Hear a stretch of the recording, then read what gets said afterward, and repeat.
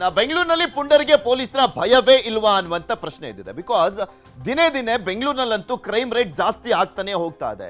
ಕೊಲೆ ಪ್ರಕರಣಗಳಾಗಿರ್ಬೋದು, ವೀಲಿಂಗ್ ಪ್ರಕರಣಗಳಾಗಿರ್ಬೋದು, ಅದರ ಜೊತೆಗೆ ದರೋಡೆ, ಕಳ್ಳತನ ಪ್ರಕರಣಗಳು ದಿನೇ ದಿನೇ ವರದಿ ಆಗ್ತದೆ. ಒಂದಲ್ಲ ಒಂದು ಸುದ್ದಿ ಅಂತೂ ಇದ್ದೇ ಇರುತ್ತೆ.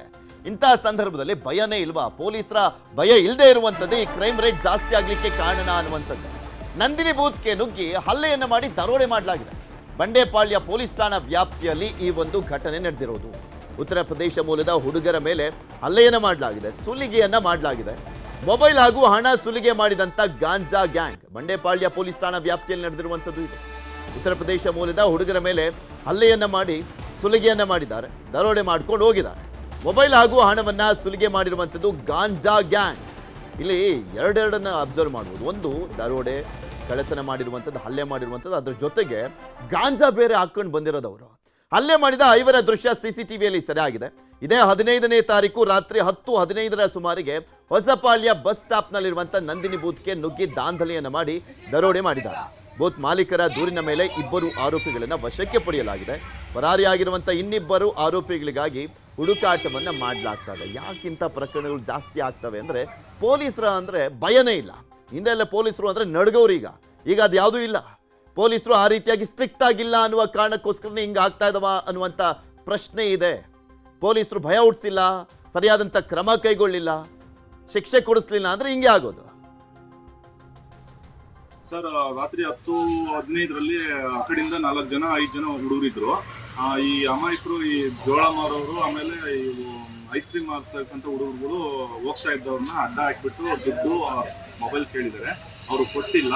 ಅಲ್ಲಿಂದ ಓಡಿಸ್ಕೊಂಡು ಅಲ್ಲಿ ಬಂದು ಪಾಪ ಅವ್ರು ನಿಂತ್ಕೊಂಡಿದ್ರು. ಇಲ್ಲಿ ಬಂದ್ಬಿಟ್ಟು ಹಲ್ಲೆ ಮಾಡಿ ಮೊಬೈಲು, ಗಾಡಿ ಎಲ್ಲ ಕಿತ್ಕೊಂಡು ಎಷ್ಟು ಜನ ಬಿಡ್ಸೋಕೆ ಹೋದ್ರು ಅವ್ರಿಗೆ ಧಮಕಿ ಹಾಕೋದು, ಅವ್ರಿಗೆ ಹೊಡಿಯೋಕೆ ಹೋಗೋದು ಮಾಡಿದ್ರು. ನಂತರ ದೊಣ್ಣೆಗಳೆಲ್ಲ ತಗೊಂಡ್ಬಂದು ತುಂಬ ಹೊಡೆದ್ಬಿಟ್ಟು ಹಲ್ಲೆ ಮಾಡಿ ನಂತರ ಮೊಬೈಲ್ ಕಿತ್ಕೊಂಡು ಗಾಡಿ ಕಿತ್ಕೊಂಡು ಹೋಗ್ಬಿಟ್ಟು ವಧೆ ತಿಂದವರು ಉತ್ತರ ಪ್ರದೇಶ ಹುಡುಗರವರು. ಪೊಲೀಸರಿಗೆ ದೇಶಕ್ಕೆ ಕಳಿಸ್ತೀವಿ ಸರ್ ಆಟ ಮಾಡಿ ಹುಡುಗರನ್ನ. ಪ್ಲಸ್ ಪೊಲೀಸರು ಬಂದರು. ಆಮೇಲೆ ಹೇಳಿದ್ವಿ ಈ ಥರ ಹಿಂಗೆ ಈ ಕಡೆ ಸೈಡ್ ಹೋದ್ರು ಅಂತ ಹೇಳಿ. ಆಮೇಲೆ ಅವ್ರನ್ನ ಸೇವ್ ಮಾಡಿ 3 ಜನ ಹಿಡಿದಾಕಿದ್ದಾರೆ. ಇನ್ನಿಬ್ಬರೇನೋ ಸಿಕ್ಲಿಲ್ಲ ಅಂತೆ. ಮತ್ತೆ ಏನೋ ಬೆಳಿಗ್ಗೆ ಹುಡುಕಿ ಅಂತ ಹೇಳ್ತಾ ಇದ್ದಾರೆ. ಗಾಂಜಾ ಜಾಸ್ತಿ ಹೊಡಿತಾರಲ್ವ, ಹಿಂಗೆ ಹೊಡೆದ್ಬಿಟ್ಟು ಈ ಕಡೆ ಅಮೂಲಲ್ಲೇ ಈ ಕಡೆ ಸೈಡ್ ಗಾಡಿಗಳು ಅಡ್ಡ ಹಾಕೋದು, ತಲೆ ಮೇಲೆ. ಇದ್ರ ಬಗ್ಗೆ ಇನ್ನಷ್ಟು ಮಾಹಿತಿಯನ್ನು ಕೊಡ್ತಾ ಹೋಗ್ತಾರೆ ನೇರ ಸಂಪರ್ಕದಲ್ಲಿರುವಂಥ ನಮ್ಮ ಪ್ರತಿನಿಧಿ ಗಂಗಾಧರ್. ದಿನೇ ದಿನೇ ಬೆಂಗಳೂರಿನಲ್ಲಂತೂ ಕ್ರೈಮ್ ರೇಟ್ ಜಾಸ್ತಿ ಆಗ್ತಾ ಇದೆ. ಇದಕ್ಕೆ ಪ್ರಮುಖವಾದಂಥ ಕಾರಣ ಅಂದರೆ ಪೊಲೀಸರು ಭಯ ಸೃಷ್ಟಿ ಮಾಡಿಲ್ಲ ಅಂತ. ಅಂದರೆ ಭಯ ಅಂದರೆ ಯಾರ್ಯಾರು ಕ್ರಿಮಿನಲ್ಗಳಿದ್ದಾರೆ, ರೌಡಿಗಳಿದ್ದಾರೆ, ಈ ಗಾಂಜಾ ವ್ಯಸನಿಗಳಿದ್ದಾರೆ, ಅವ್ರನ್ನ ಬೇಕಾಬಿಟ್ಟಿಯಾಗಿ ಬಿಟ್ಬಿಟ್ಟಿದ್ದಾರೆ. ಏನು ಮಾಡ್ಕೊಳಕ್ಕಾಗಲ್ಲ ಪೊಲೀಸರಿಗೆ ಅನ್ನುವಂಥ ಮನಸ್ಥಿತಿ ಬಂದ್ಬಿಟ್ಟಿರುವಂಥದ್ದು. ಅದಕ್ಕೋಸ್ಕರನೇ ದಿನೇ ದಿನೇ ಇಂಥ ಪ್ರಕರಣಗಳು ಜಾಸ್ತಿ ಆಗ್ತಾ ಹೋಗ್ತಾ ಇದೆಯಾ?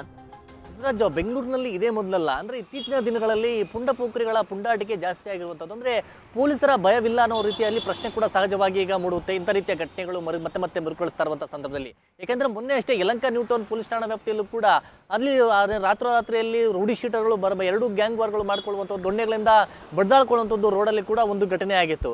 ಆದರೆ ಇದೇ ಒಂದು ಸಂದರ್ಭದಲ್ಲಿ ಈಗ ಬಂಡೆಪಾಳ್ಯ ಪೊಲೀಸ್ ಠಾಣಾ ವ್ಯಾಪ್ತಿಯ ಹೊಸಪಾಳ್ಯ ಒಂದು ಬಸ್ ನಿಲ್ದಾಣದ ಒಂದು ನಂದಿನಿ ಬೂತ್ ಬಳಿ ಅಲ್ಲಿ ಏನು ಬಿಹಾರ, ಉತ್ತರ ಪ್ರದೇಶ ಮತ್ತು UP ಮೂಲದ ಹುಡುಗರು ಅಲ್ಲಿ ಸಣ್ಣ ಪುಟ್ಟ ಕೆಲಸಗಳನ್ನ ಮಾಡಿಕೊಂಡು ಜೀವನವನ್ನು ನಡೆಸುವಂಥದ್ದು. ಅವರನ್ನ ಅಡ್ಡ ಹಾಕಿ ಅಲ್ಲಿ ಹಣ ಸುಲಿಗೆ ಮಾಡೋಕ್ಕೆ ಮುಂದಾಗಿದ್ದಾರೆ. ಆ ಸಂದರ್ಭದಲ್ಲಿ ಅವರು ಕೊಡದಿದ್ದ ಸಂದರ್ಭದಲ್ಲಿ, ಅಂದರೆ ಕೊಡೋದಕ್ಕೆ ಅವರು ಅಪೋಸ್ ಮಾಡಿದ್ದಾರೆ. ಈ ಒಂದು ಸಂದರ್ಭದಲ್ಲಿ ದೊಣ್ಣೆ ಮತ್ತೆ ಇಟ್ಕೊಂಡು ಮನಬಂದಂತೆ ಅವರನ್ನ ಅಟ್ಯಾಕ್ ಮಾಡಿ ಹಲ್ಲೆ ಮಾಡಿ ಅವರಲ್ಲಿ ಸುಲಿಗೆ ಮಾಡುವಂಥ ಕೇಸ್ ಏನಿದೆ ಅದು CCTVಯಲ್ಲೂ ಕೂಡ ರೆಕಾರ್ಡ್ ಆಗಿರುವಂಥದ್ದು. ಮತ್ತೆ ಇಮಿಡಿಯೇಟ್ಲಿ ಪೊಲೀಸರು ಕೂಡ ಸ್ಪಾಟ್ಗೆ ರೀಚ್ ಆಗಿದ್ದಾರೆ. ಆದರೆ ಅಷ್ಟರಲ್ಲಿ ಅವರು ಎಸ್ಕೇಪ್ ಆಗಿರುವಂಥದ್ದು. ಅಂದರೆ ಬಂಡೆಪಾಳ್ಯದ ಒಂದು ಠಾಣಾ ವ್ಯಾಪ್ತಿಯಲ್ಲಿ ಕೂಡ ರೀತಿಯ ಘಟನೆಗಳು ಮತ್ತೆ ಮರುಕಳಿಸ್ತಾ ಇರುವಂಥದ್ದು. ಅಲ್ಲಿ ಈ ಒಂದು ಸುಲಿಗೆ ಮಾಡಿ ದರೋಡೆ ಮಾಡುವಂಥ ಗ್ಯಾಂಗ್ಗಳಿದೆ, ಅಲ್ಲಿ ಆಕ್ಟಿವ್ ಆಗಿರುವಂಥದ್ದು. ಈ ಬಗ್ಗೆ ಪೊಲೀಸರು ಕೂಡ ಕ್ರಮ ಕೈಗೊಳ್ಳಬೇಕಾಗಿರುವಂಥದ್ದು. ಆದರೆ ಅಲ್ಲಿ CCTVಯಲ್ಲಿ ರೆಕಾರ್ಡ್ ಆಗಿರುವಂಥ ದೃಶ್ಯ ನೋಡಿದ ನಿಜಕ್ಕೂ ಕೂಡ ಮೈ ಜುಮ್ಮನ್ ಸುತ್ತೆ. ಯಾಕಂದರೆ ದೊಣ್ಣೆ ಮತ್ತೆ ಇಟ್ಕೊಂಡು ಸುಮಾರು 4-5 ಮಂದಿಯ ಗ್ಯಾಂಗು ಒಬ್ಬರ ಮೇಲೆ ಅಟ್ಯಾಕ್ ಮಾಡೋದು, ಅದು ಬೇಡ್ಕೊಂಡ್ರು ಕೂಡ ಆತನನ್ನು ಬಿಡದೆ ಅವನ ಜೋಬಲ್ಲಿ ಮತ್ತೆ ಕೈಯಲ್ಲಿ ಕಿತ್ಕೊಳ್ಳುವಂಥದ್ದು ಕೂಡ CCTVಯಲ್ಲಿ ರೆಕಾರ್ಡ್ ಆಗಿದೆ. ಮತ್ತೊಬ್ಬ ದೊಣ್ಣೆ ಇಟ್ಕೊಂಡು ಅಟ್ಟಾಡಿಸುವಂಥದ್ದು ಕೂಡ CCTVಯಲ್ಲಿ ರೆಕಾರ್ಡ್ ಆಗಿದೆ. ಅಲ್ಲಿ ಬೂತ್ ಮಾಲೀಕ ಕೂಡ ಅದನ್ನ ಅಡ್ಡ ಹಾಕಿ ಅಲ್ಲಿ ಅವರನ್ನ ತಡೆಯುವಂಥ ಕೆಲಸ ಮಾಡಿದ್ರು ಕೂಡ ಅವ್ರಿಗೆ ಧಮಕಿ ಹಾಕುವಂಥ ಕೆಲಸ ಕೂಡ ಅಲ್ಲಾಗಿರುವಂಥದ್ದು CCTVಯಲ್ಲಿ ಕೂಡ ರೆಕಾರ್ಡ್ ಆಗಿದೆ. ಆ ಬಗ್ಗೆ ಕೂಡ ಅವರು ಬೂತ್ ಮಾಲೀಕ ಕೂಡ ಹೇಳಿರುವಂಥದ್ದು. ಅಂದರೆ ನಮಗೆ ಥ್ರೆಟ್ ಮಾಡುವಂಥ ಕೆಲಸವನ್ನು ಮಾಡ್ತಾರೆ, ಈ ರೀತಿ ಗಾಂಜಾವನ್ನು ಹೊಡೆದು ಈ ಥರ ನಶೆಯಲ್ಲಿ ಈ ಥರ ಪುಂಡಾಟಿಕೆಯನ್ನು ಮೆರೀತಾರೆ ಅಂತೇಳಿ ಆ ಒಂದು ಮಾತಾಡುವಂಥ ಒಂದು ವಿಷಯ, ಒಂದು ಏನು ಬೈಟ್ ಏನಿದೆ ಅದರಲ್ಲಿ ಹೇಳಿಕೆಯನ್ನು ಕೊಟ್ಟಿರುವಂಥದ್ದು.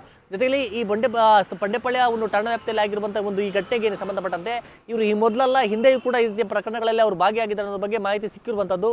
ಸದ್ಯ ಇದು ಮತ್ತೆ ನಗರದಲ್ಲಿ ಆಗಾಗ ಬೇರೆ ಒಂದು ಠಾಣಾ ವ್ಯಾಪ್ತಿಗಳಲ್ಲಿ ಈ ರೀತಿ ಪುಂಡಾಟಿಕೆ ಮೆರೆಯುವಂಥದ್ದು ಜಾಸ್ತಿ ಆಗಿದೆ. ಇನ್ನಾದರೂ ಪೊಲೀಸರು ಎಚ್ಚೆತ್ತುಕೊಂಡು ಇಂಥವ್ರಿಗೆಲ್ಲ ಕೂಡ ಬಿಸಿ ಮುಟ್ಟಿಸಬೇಕಾಗಿರುವಂಥದ್ದು. ಪೃಥ್ವಿರಾಜ್.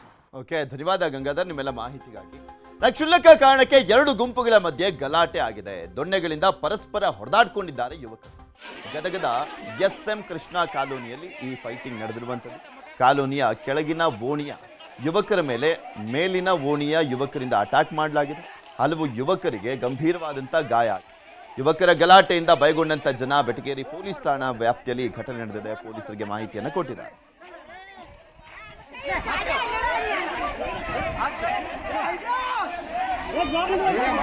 ವಿಡಿಯೋ